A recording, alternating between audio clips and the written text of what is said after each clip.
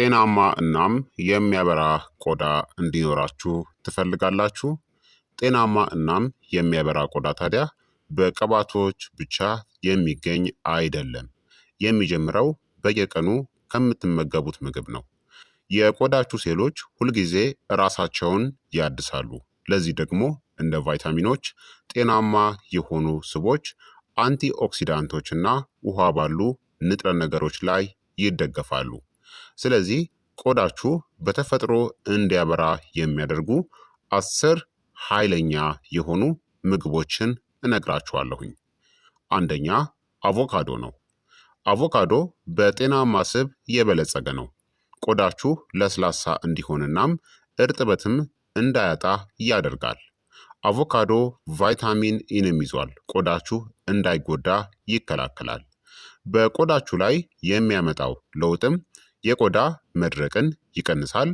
የቆዳችሁ ገጽታም ይለሰልሳል። ተፈጥሯዊ ብርሃንንም ለቆዳችሁ ይሰጣል። ሰላጣ ላይ ጨምራችሁ ወይም ደግሞ በጤናማ በሆነ ዳቦ ላይ ቀብታችሁ አቮካዶን መመገብ ትችላላችሁ። እንዲሁም አቮካዶን መመገብ ትችላላችሁ። በቀን ግማሽ ያክል አቮካዶን ተመገቡ። ሁለተኛ ካሮት ነው። ካሮት ከፍተኛ ቤታ ካሮቲን አለው። ወደ ቫይታሚን ኤ ይቀየራል። ቆዳችሁ እንዳይዝልናም እንዳይደርቅም ይከላከላል። ተፈጥሯዊና ሞቅ ያለ ብርሃንንም ይሰጣል። ከፀሐይ ጉዳትም ለመከላከል ይረዳል። ጥሬውን ብሉት፣ ጭማቂውን ጠጡ፣ ወይም ቀለል አድርጋችሁ አብስላችሁ ተመገቡ። ሶስተኛ ቅባት ያላቸው አሳዎች ናቸው። እንደ ሳልመን እናም ሰርዲን።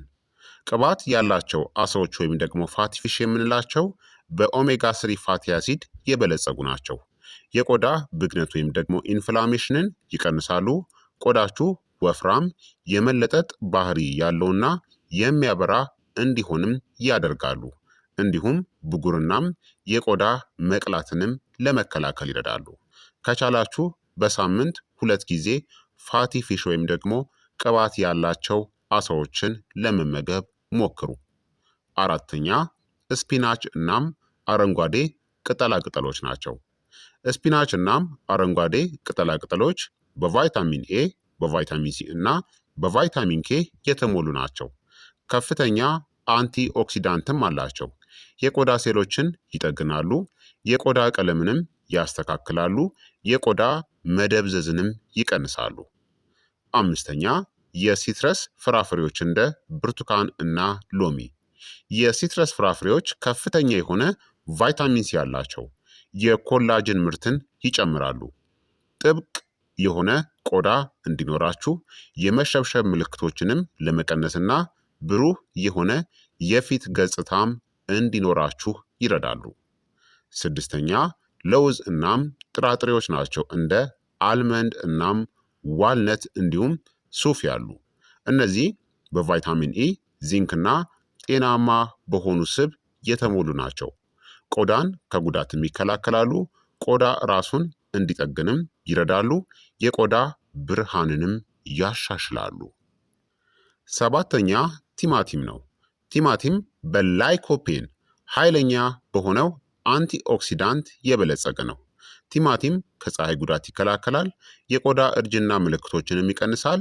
የቆዳ ጥራትንም እንዲሁም ደግሞ የቆዳ ወጥነትን ወይም ብርሃንንም ያሻሽላል። ስምንተኛ ጠቆር ያለ ቸኮሌት ነው። በመጠኑ ጥቁር ቸኮሌት ፍላቮኖይድን ይዟል። ወደ ቆዳ የሚፈሰውን የደም ዝውውርን ያሻሽላል። የቆዳን እርጥበትና ጥንካሬን ይጨምራል። 70% እናም ከዚያ በላይ ኮኮዋ ያለውን ምረጡ። መጠኑም ታዲያ በትንሹ ይሁን ስትመገቡት። ዘጠነኛ ፍራፍሬዎች ናቸው። እንደ ብሉቤሪ እናም እንጆሪ ያሉ ፍራፍሬዎች እጅግ ከፍተኛ አንቲኦክሲዳንት አላቸው። ፍሪ ራዲካልን ለእርጅና ምክንያት የሆኑ ሞለኪውሎችን ይዋጋሉ። ቆዳችሁ ወጣት ሆኖ እንዲቆይና እንዲያበራም ያደርጋሉ። አስረኛ እንቁላል ነው። እንቁላል በፕሮቲን እናም በባዮቲን የበለጸገ ነው። የቆዳ የመጠገን ሂደትን ይደግፋል። የቆዳ የመለጠጥ ችሎታንም ያሻሽላል። ቆዳችሁ ጠንካራ ሆኖ እንዲቆይም ያደርጋል። 11ኛ ተጨማሪ ደግሞ ውሃ ነው። ውሃ ምግብ ባይሆንም አስፈላጊ ነው። በቂ ውሃን ካልጠጣችሁ ቆዳችሁ ይደበዝዛል። ጥቃቅን መስመሮች ወይም ደግሞ የቆዳ መሸብሸብም በግልጽ ይታያሉ። በቀን ታዲያ ከ6 እስከ 8 ብርጭቆ ውሃን ለመጠጣት ሞክሩ። ታዲያ እነዚህን ምግቦችን እንዴት በተግባር ትጠቀማላችሁ? በየቀኑ የቀን ተቀን የቆዳ ማብራት ልምድን ከፈለጋችሁ ጠዋት ላይ ሲትረስ ፍራፍሬዎችንና እንቁላልን ተጠቀሙ። ምሳ ላይ አረንጓዴ ቅጠላቅጠሎችንና አቮካዶን ተመገቡ። መክሰስ ላይ ለውዝ ወይም ደግሞ እንጆሪን ተመገቡ። እራት ላይ ደግሞ አሳ እናም አትክልቶችን በአመጋገባችሁ ውስጥ አካቱ። ማስወገድ ያለባችሁ ነገሮች ደግሞ የቆዳችሁን ብርሃንን ወይም ደግሞ አንጸባራቂነቱን የሚያጠፉ እነዚህን ከልክ በላይ የምትጠቀሙ ከሆነ ምርጥ ምግቦች እንኳን አይረዷችሁም። ስኳር፣ የተጠበሱ ምግቦች፣ የተቀነባበሩ ምግቦችና ከመጠን ያለፈ አልኮል እነዚህ ለብጉር፣ ለቆዳ መደብዘዝ እናም ያለ ዕድሜ እንድናረጅም ያደርጉናል ማለት ነው። ታዲያ የሚያበራ ቆዳ የሚገኘው አልፎ አልፎ በመመገብ ሳይሆን በቋሚ በየቀኑ አመጋገብ ነው።